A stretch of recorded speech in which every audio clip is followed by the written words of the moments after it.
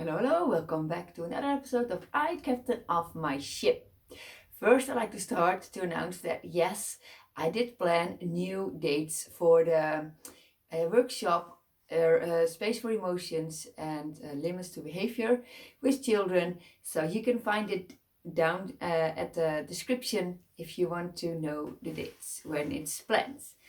Okay, now I like to move on. As you know that I've been through some rough time and it was a sad time, but also good times. I will explain this to you. Because before we found out about my stillborn nephew, we also had another announcement, which was a very happy announcement. It was the announcement that my son, my oldest son, and his girlfriend were being engaged. So we were really happy about that. And we planned a party to do that, to celebrate, of course, to come together as a family, me with my children and all their girlfriends, boyfriends, and just to have fun, to celebrate this engagement. So we already planned that, and then the news of my stillborn nephew came. So it was all unexpected, of course, and that week I was in deep grief, and we planned the party the day after the funeral of my stillborn nephew. So in that week when I was going through so much pain and I was really not feeling too well, I asked the children, is it maybe possible to postpone the date of the celebration of the engagement 1 or 2 more weeks from now? But they were all having full agendas and it was not possible. Then we would miss out some persons and it was just not possible to have everyone together. So it had stuck to that Sunday or we had to miss out some persons. So then I said, okay, it's going to be hard, but I will, of course, it will just, the party was at my house. I would organize it. And I said, it will still go on because my son is also important, even though I'm in deep grief right now. I will still want to celebrate the engagement party of my son, of course, and my daughter-in-law. So it's also important. I'm also a mom. So even though it was hard, I wanted to still let this continue and we would still have this party the next day. But as the days passed by, I felt that it was impossible for me to change my mood into a happy mood. So I asked myself, what do I need to make this a nice party? And then I found out that I needed some help. If I could find someone to buy the decorations, that would really help me because I didn't have time and I was not in the mood to go shopping to find out nice decorations. So I phoned my friends. I explained the situation. She already knew the situation, of course. And she said, I'll help you. I will buy the decorations so that you don't have to think about it. Sunday morning you'll have it and then you can start decorate your house.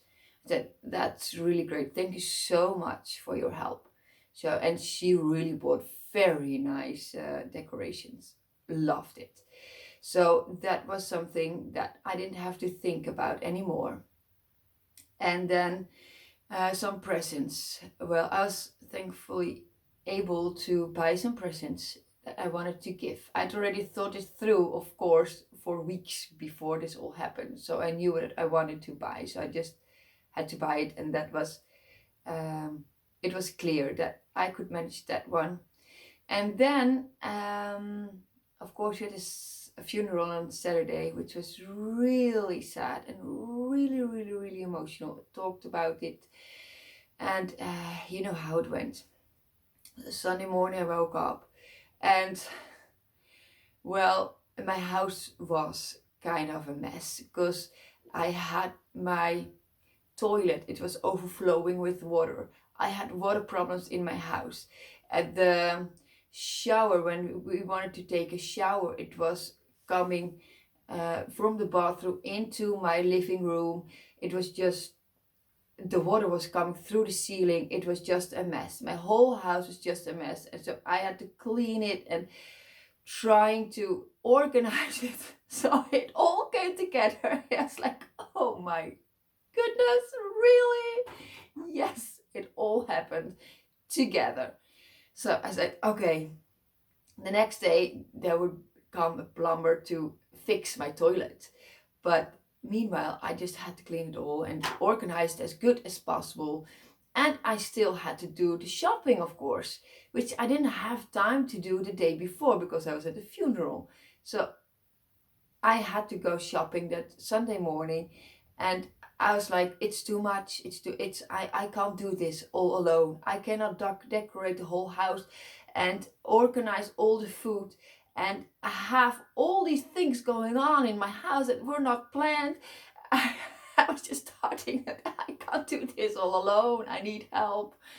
So I asked help to my children.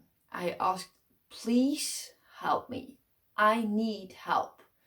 I cannot do it alone. Help me, please. Come home earlier and help me to decorate. It's all being bought. I have it in the house, but just help me to decorate. Help me to have it all organized in the house that it looks nice as soon as the couple enters the home, of course. So I want it to look nice and to have finished it all. So they would come, they would help. So that was really great. Then I went shopping and I bought a lot of food, so that would be plenty. And when I came home, there was only 1 hour left to decorate it all. And when I entered the house, I saw that children came home more early to help me, but they were sitting on a couch waiting for me to give directions and instructions. And this is normal. I'm always the one organizing it and giving instructions and helping what needs to be done. But this time it was just a little bit too much for me. This time I was like, oh my God, I also have to give directions, and I was just not in the mood. I was still feeling so sad about everything of the day before. It was hard for me to change the mood. So I was like, oh, how do I manage this? So I put all the grocery in the house, and then I had to leave to park my car. I live in the middle of the city and I do not have a parking lot in front of my house. So I just have to park somewhere in one of the streets close to my house, see if I can find a spot where I can park my car. So when I parked my car, I had to walk some minutes to my home. And before I did that, I was just sitting in my car and just crying and crying and crying. I said, I can't do this all alone. I have to give directions. I have to do it all. It's too hard. I'm not in the mood yet. How do I organize this? And while I was crying, of course, I've been in this industry for so long. I started to ask myself questions. What do you need? What do you know? What can you do that will change your mood? And then I knew my first step was to change my physiology. So I was sitting like this in the car, crying with my shoulders down, my face down, and just crying and feeling sad and feeling sorry for myself and feeling so awful in that moment. And then I said, okay, change your state, and then you will know that it will start to change your mood. So I knew how it worked. So that's why I said, okay, it's hard for me to not feel sad, but I do want to focus on the happy faces of my son and my daughter-in-law. I want to focus. That's my focus. So I need to change my state. So I will get out of my car and I will start to walk towards my house, to my house. So I had to strengthen my back and take some deep breath, and then I walked home, changing my physiology by walking home and asking myself questions. What do I need to change my state? Well, my focus became I want to see, I want to have a good party, and I really want to have a good vibe in house, and I really want my son and daughter-in-law to be happy, to feel loved, and I want it to be just the biggest party ever, just must work out. So I started to focus on them and on their happy faces and on the celebration that we were going to have.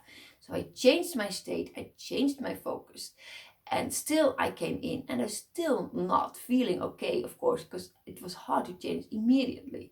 So I came home and oh, I was so happy to see that they already started to decorate the house. I was like, oh, thank you so much. That means so much for me. Thank you.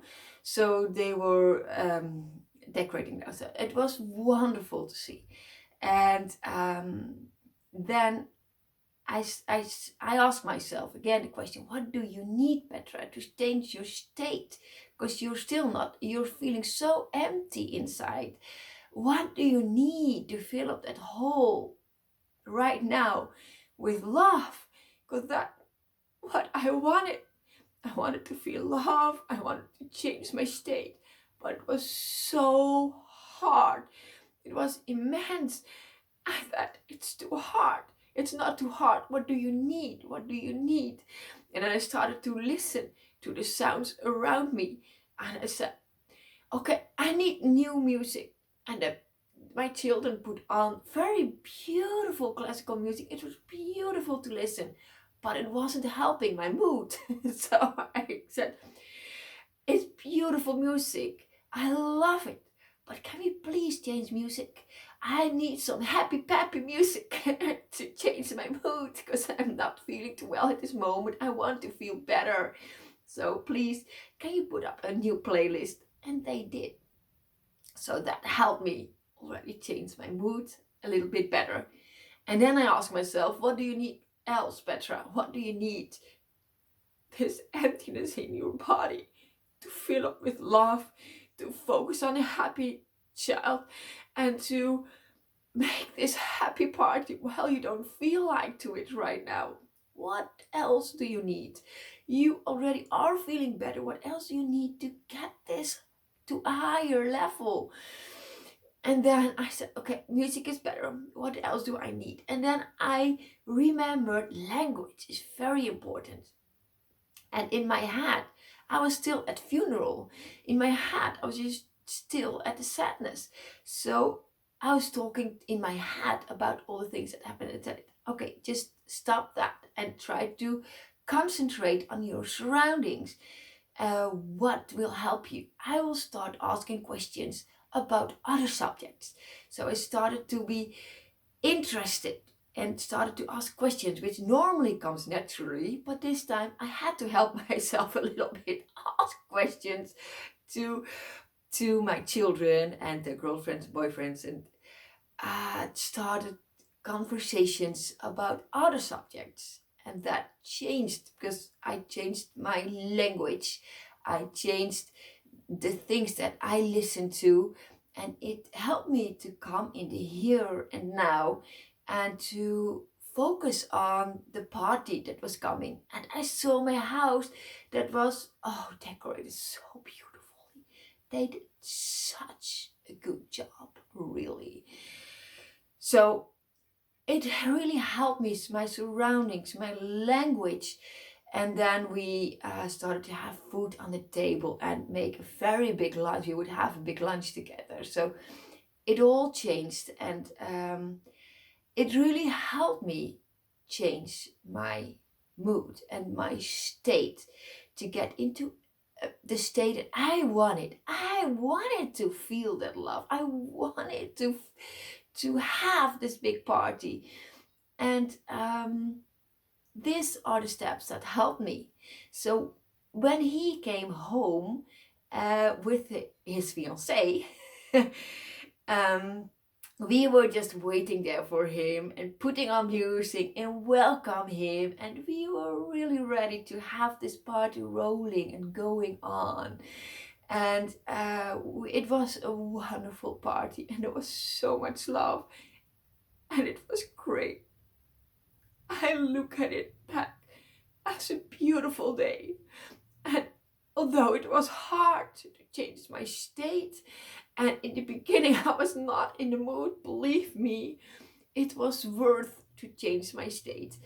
Because I know in the bigger picture, and that's what I also wanted before this all happened. Of course, in the beginning of the week, I said in the bigger picture, when I look back at my life, when I'm in my rocking chair, what would I want to remember from this week, from this period of having so much emptiness in my whole body because of the grief I'm in, but also from the happy announcement of the engagement.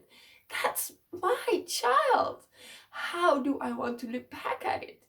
And then I saw myself having this party. That's how I want to look back at it. I want to be there for my child and his fiancée. So that's how I wanted to look back at it. I knew it. So I knew that I had everything inside of me to make this possible.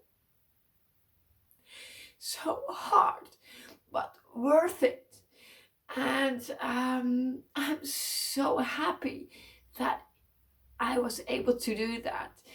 And I know it's hard, but I wanted to share the steps that I took.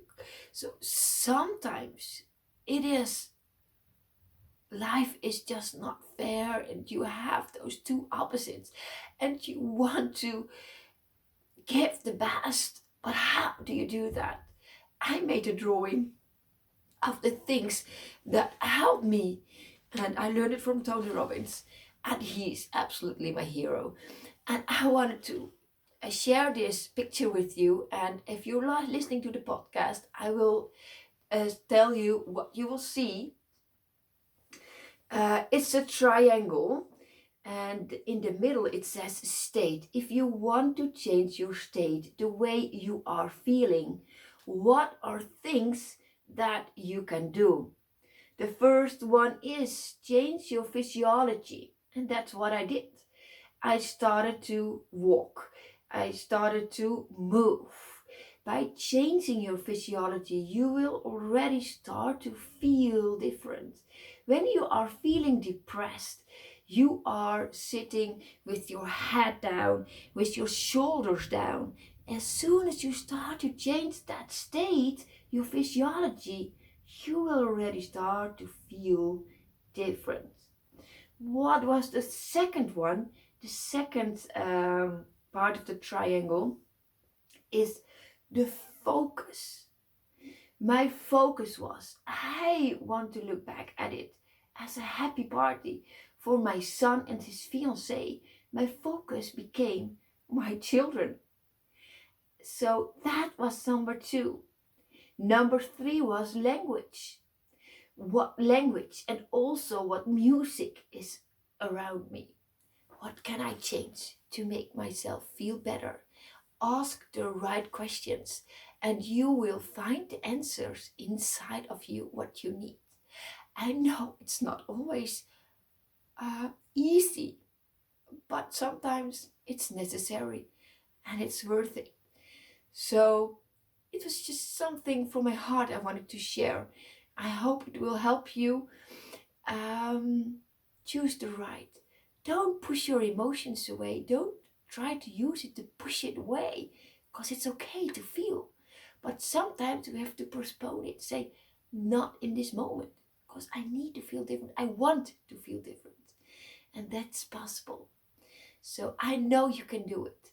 And I hope this helped you. Thumbs up if you liked it. And let me know what was your case in what helped you when it helped you. I love to hear back from you. And subscribe on subscribe on the channel if you like the stories.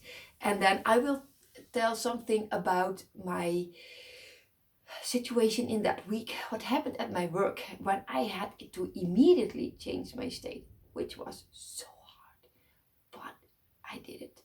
So I will help you with my example. And that's it. Enjoy your day. Talk to you next time. Bye bye.